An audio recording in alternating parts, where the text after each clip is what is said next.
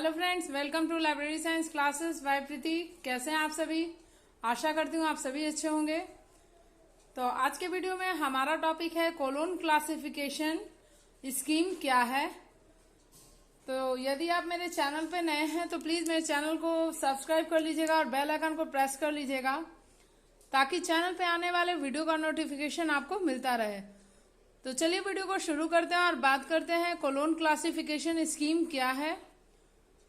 तो इस वीडियो के अंतर्गत हम कोलोन क्लासिफिकेशन पद्धति क्या है और द्विबिंदु वर्गीकरण पद्धति, जिसे इंग्लिश में कोलोन क्लासिफिकेशन स्कीम कहा जाता है, इसकी विशेषता पर हम चर्चा करेंगे। और जैसा कि मैंने इन्हीं दोनों टॉपिक पे नोट्स बनाया हुआ है आपके लिए, तो चलिए वीडियो को शुरू करते हैं और बात करते हैं द्विबिंदु वर्गीकरण पद्धति क्या है। सबसे पहले हम बात करेंगे द्विबिंदु वर्गीकरण पद्धति यानी कोलोन क्लासिफिकेशन के जन्मदाता डॉक्टर एस.आर. रंगनाथन थे, जो भारत में पुस्तकालय विज्ञान के जनक के रूप में जाने जाते हैं। इस वर्गीकरण पद्धति की रूपरेखा का निर्माण डॉक्टर एस.आर. रंगनाथन ने लंदन में लाइब्रेरियनशिप के अध्ययन के दौरान ही कर लिया था। एक दिन उन्होंने भ्रमण के दौरान लंदन के डिपार्टमेंटल स्टोर में मैकानो सेट देखा, जो एक खिलौना होता है जिसमें नट बोल्ट के सहारे कई विभिन्न रूप में खिलौनों का निर्माण एक ही सेट से किया जाता है। उसी मैकानो सेट के आधार पर उन्होंने कोलोन क्लासिफिकेशन सिस्टम का निर्माण किया और उसमें 5 प्रकार के योजक चिन्ह का प्रयोग किया। मद्रास विश्वविद्यालय में अध्ययन कार्य तथा विश्वविद्यालय पुस्तकालय में लाइब्रेरियन के रूप में किए गए कार्यों के अनुभव के आधार पर वर्ष 1933 में डॉक्टर एस.आर. रंगनाथन ने कोलोन क्लासिफिकेशन के प्रथम संस्करण को प्रकाशित किया। तो फ्रेंड्स, आप इस पेज को अच्छे से देख लीजिए।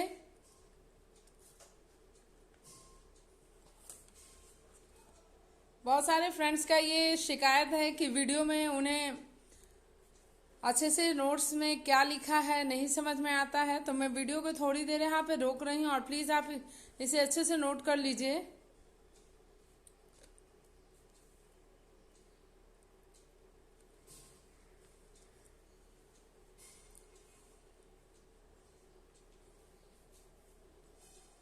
आई होप आपने इसे अच्छे से नोट किया होगा। Doctor SR. रंगनाथन ने ज्ञान जगत और विषय जगत को वर्गीकरण के आधार पर इसकी रचना की है।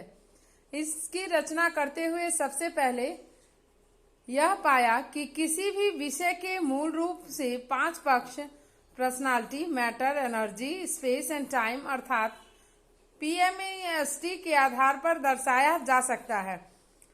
अपने वर्गीकरण को तैयार करते समय उन्होंने और भी दूसरी बातों का ध्यान रखा और साथ ही यह भी ध्यान में रखा कि बाद में आने वाले विषय को स्थान देने के लिए भी जगह छोड़ना होगा। इस तरह अनेक बातों को ध्यान में रखकर डॉक्टर रंगनाथन ने सीसी का निर्माण किया। अब तक कोलोन क्लासिफिकेशन के 7 संस्करण प्रकाशित हो चुके हैं। तो ये था हमारा द्विबिंदु वर्गीकरण पद्धति क्या है।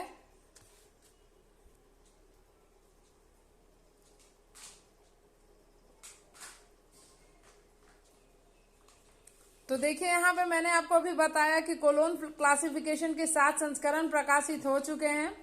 तो आपके लिए ये जानना बहुत जरूरी है कि 7 संस्करण कब प्रकाशित हुए। प्रथम संस्करण 1933 में प्रकाशित हुआ, द्वितीय संस्करण 1939 में, तृतीय एडिशन जो है third edition 1950, fourth edition 1952, fifth edition 1957, six edition 1960, फिर 1963 में 6 एडिशन का रिवीजन एडिशन प्रकाशित हुआ। और ये देखिए 7वां संस्करण 1987 में प्रकाशित हुआ। तो ये था हमारा द्विबिंदु वर्गीकरण पद्धति क्या है। और अब हम बात करेंगे द्विबिंदु वर्गीकरण पद्धति की विशेषताओं की। ये देखिए विशेषताएं, फीचर्स। कोलोन क्लासिफिकेशन की अपनी कुछ महत्वपूर्ण विशेषताएं हैं जो निम्नलिखित हैं। नंबर 1 में मैंने लिखा है यहाँ पे 5 मूलभूत श्रेणियां PMEST, मिश्रित अंकन, मिक्स नोटेशन, मुख्य वर्गों की रूपरेखा, सापेक्षिक अनुक्रमणिका, रिलेटिव इंडेक्स, सहायक क्रम, हेल्पफुल सीक्वेंस, भविष्य के लिए संभावना एवं एनालिटिको एंड सिंथेटिको। तो ये है इसकी विशेषता। अब मैंने इसकी विशेषता को यहाँ पे डिटेल करा है। तो सबसे पहले हम बात करेंगे PMEST की। डॉक्टर SR रंगनाथन ने ज्ञान जगत और विषय जगत को वर्गीकरण के आधार पर चित्रित करते हुए इसकी रचना की। इसकी रचना करने में उन्होंने सबसे पहले यह पाया कि किसी भी विषय के मूल रूप से 5 मूलभूत तत्व PMEST के आधार पर चित्रांकित किया जा सकता है तथा PMEST को जोड़ने के लिए योजक चिन्ह का प्रयोग किया गया। वे इस प्रकार हैं। P के लिए डॉट लगा, M के लिए सेमीकोलोन, एनर्जी के लिए कोलोन का योजक चिन्ह लगा, स्पेस के लिए कॉमा एंड टाइम के लिए इन्वर्टेड कॉमा। ओके, तो ये था PMEST का योजक चिन्ह, कनेक्टिंग सिंबल जिसे आप इंग्लिश में बोलते हैं। अब बात करेंगे सेकंड टॉपिक की, मिश्रित अंकन, मिक्स नोटेशन।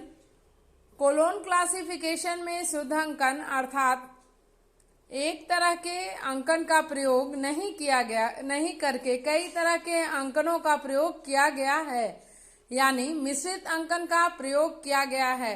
जैसे 0 से लेकर 9 तक, कैपिटल A से लेकर Z तक, स्मॉल a से लेकर Z तक।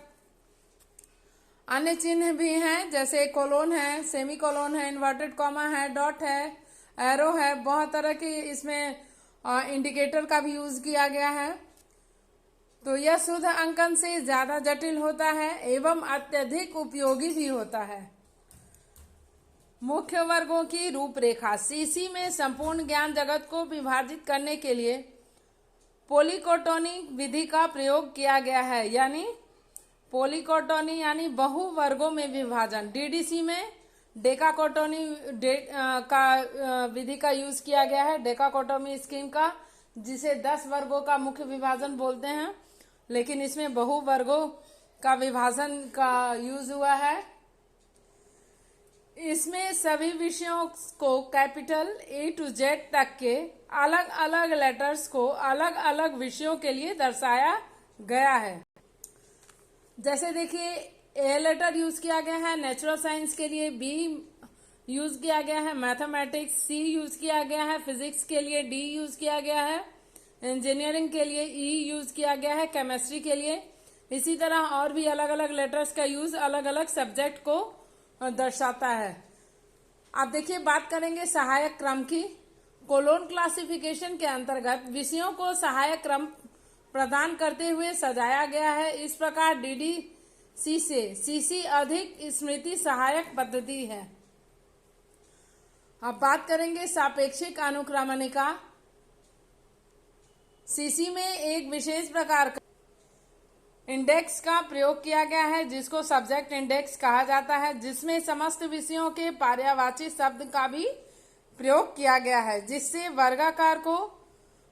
वर्गीकार को अपना विषय खोजने में आसानी होती है। तो ये था सापेक्षिक अनुक्रमणिका का डिटेल। अब नेक्स्ट पॉइंट है एनालिटिको एंड सिंथेटिको।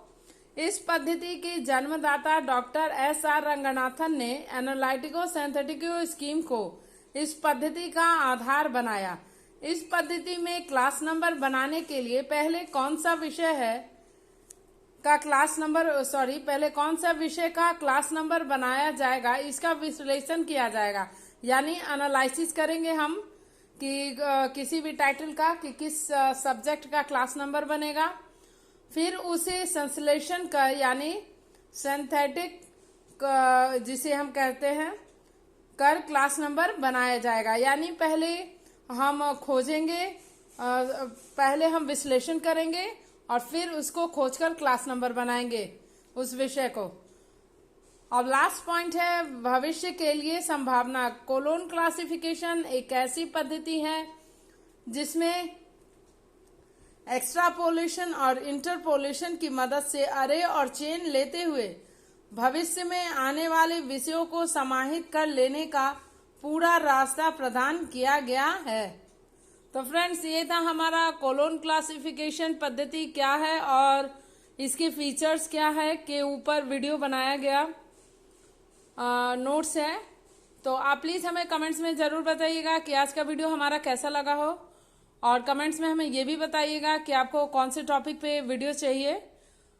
और प्लीज़ हमारे चैनल को लाइक करते रहिएगा, सब्सक्राइब कीजिएगा और शेयर कीजिएगा।